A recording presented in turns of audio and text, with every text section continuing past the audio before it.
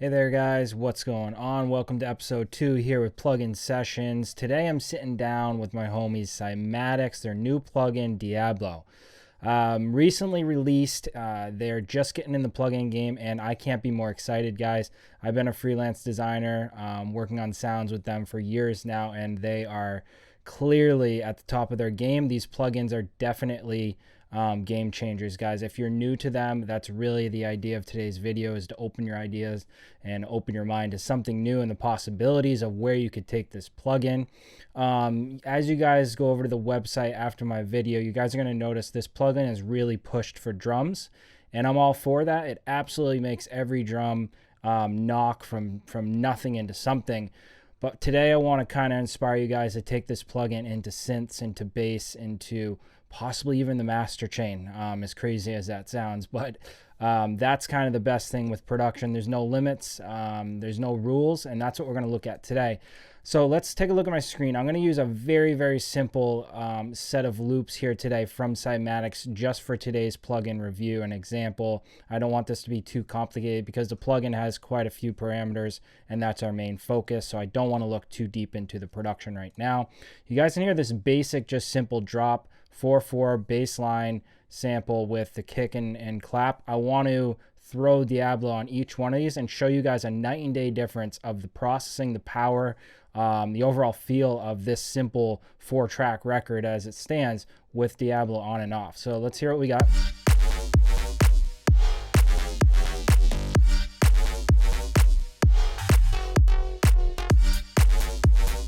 All right, so that's what we're using for today's example. I'm not paying attention too much to the production. It's right from Cymatics. Here's the plugin, guys. It's incredible. I'm going to start with the kick drum, and we're going to really start boosting that. We're going to look at a few of the definitions. You guys can see the right on my screen, the parameters in depth. If you guys want to visit the website, they do have everything listed in depth for you guys. For the sake of the time of the video, I've kind of summed things up here. Punch is more of a transient shaper, which will boost your attacks. Then you guys can go over to boost with 4 different modes, basically an adjustable EQ. You guys can change the range of what you want to boost in that area. Again, they have listed mainly drums, which is what this is really, the angle of this is at.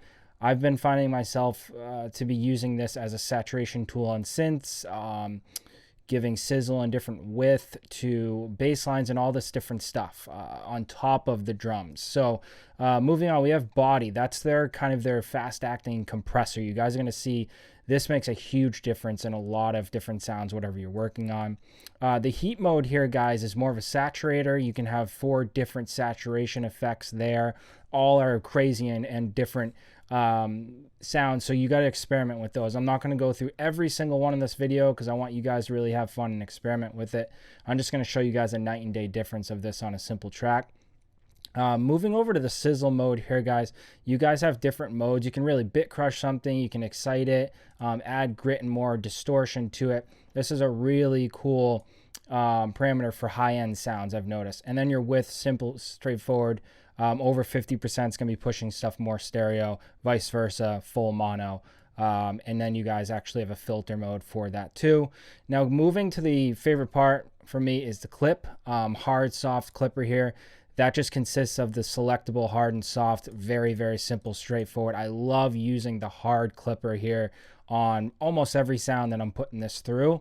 And finally, the magnitude. You guys can see whatever we dial in for presets, for the parameters, the magnitude adjusts all that. Kind of a dry, wet knob. The aggression of all of them. If you want it slight down here, you guys also have a wet, dry mix knob. I like using the magnitude. It's really cool. And lastly, guys, you have a simple filter and EQ area down here. So they give you guys a pretty extensive amount of parameters in the box. One plugin that can do so much for drums, synths, you name it. So let's just hear it on the kick drum, and let me just restart this here. And let's solo out the kick. You guys can hear that right away. That's what's smashing the compressor. Make sure you guys pay attention to the input and output. This is going to push dynamics and overall output gain. Therefore, if you want to gain match stuff and keep it pretty level in the mix, you can mess with your input output. That's up to you guys. I'm glad the option is there, because a lot of these parameters are going to really push the sound louder and louder. For example, without this, we're sitting at negative 11 dB. With it, we're all the way up to almost our peak. Therefore, I could bring this down to level it out. But I'm still getting the punch and kind of that power from Diablo that we want. So let's go to the punch mode here. As we said, that will control the transient of the kick. Let me take the other two down for the moment.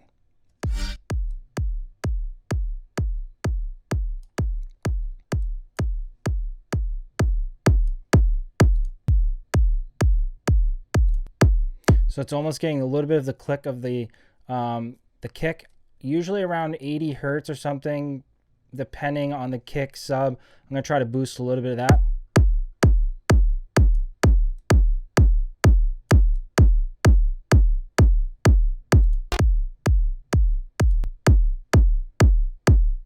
All right, now to the body. This is where I really get my kick to come out through the mix.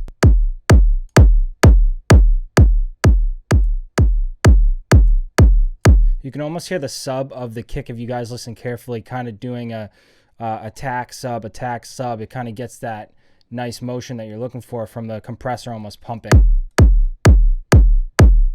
Okay, the heat, guys. Now, I want you to really experiment with using every single parameter they give you to an extreme where it sounds almost bad, and then dialing back and kind of finding the happy medium. Sometimes with the heat being a saturator, I won't use too much on a kick drum sometimes if I'm using the body, because the body is really pushing the compressor. And if I then add it with the heat, sometimes you get too much of it overdriven. But you might want that on some productions. I'm not sure. It's up to you guys. You guys can see you can turn these on and off right above them if you want, kind of a small bypass. I'll do a little bit of heat saturation on that kick. Now the sizzle is going to add a lot to the high end. I think it needs more of an exciter. And let's just hear the bypass.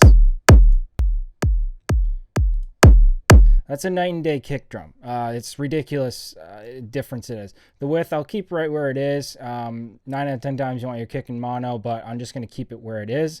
Now the magnitude, as I told you guys, watch the difference. It's basically like bypassing or doing a dry wet.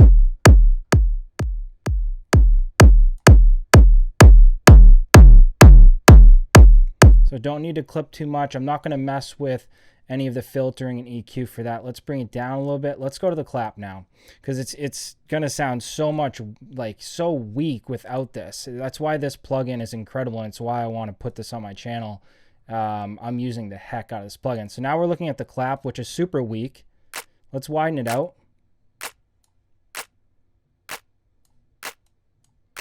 And let's kind of treat it as a snare, maybe up in the 300 hertz area.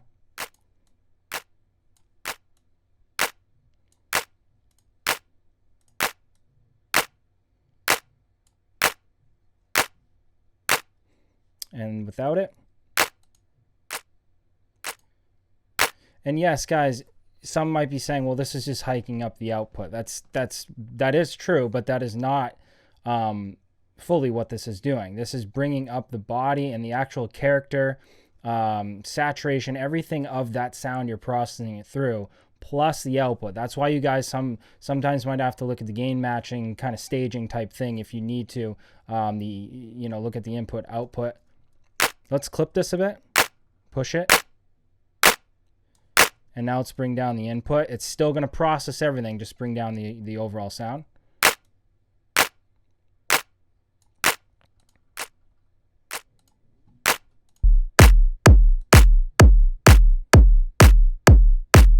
And just a quick mix there with the kick drum. I'm not going to do too much more on the clap. It's a simple sound. That's up to you guys. It's so subjective to the sample you're working with. I'm going to now go to the bass line, since this is probably going to sound not too well since we've just boosted everything else.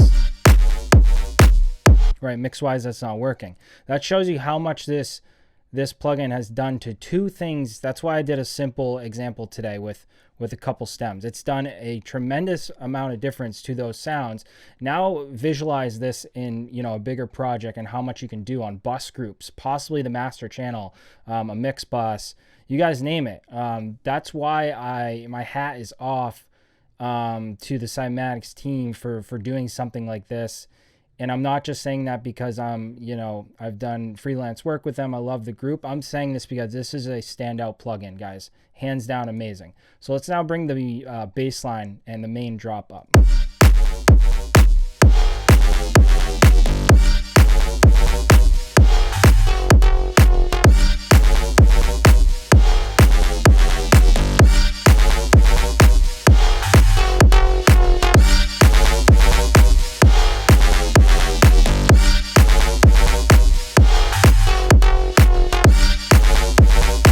Without it, that's incredible, guys, right? I'm really hoping today's video is, you know, eye-opening to anyone that does, you know, is unaware of the plugin. And that's my entire purpose behind the series, plugin sessions, is just kind of hopefully open the eyes to people that are unaware or maybe don't know how to use it or haven't messed with it enough. Even the simple EQ section they have, guys, is pretty good. I think the high end could come up a bit more.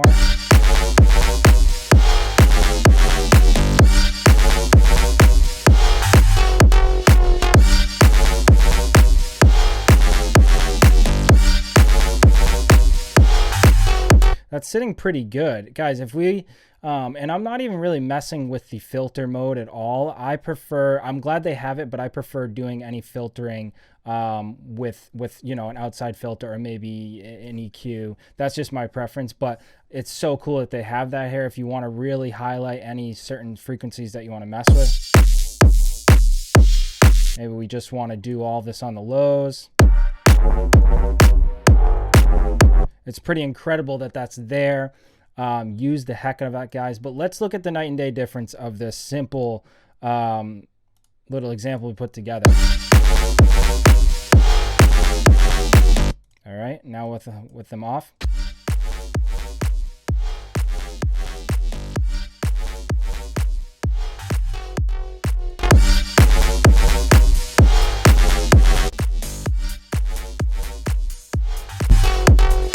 It's pretty incredible, guys. Standout plugin. You know, you guys can even mess with the idea of putting this on a master channel. I haven't kind of delved into that too much yet, but I mean, even if you try certain frequencies in your master, like say you just want to kind of highlight some high end and widen it with Diablo and maybe add a little bit of a bit crush to the high end. You know, you can do whatever you want on like a mix bus if you just want to highlight an area.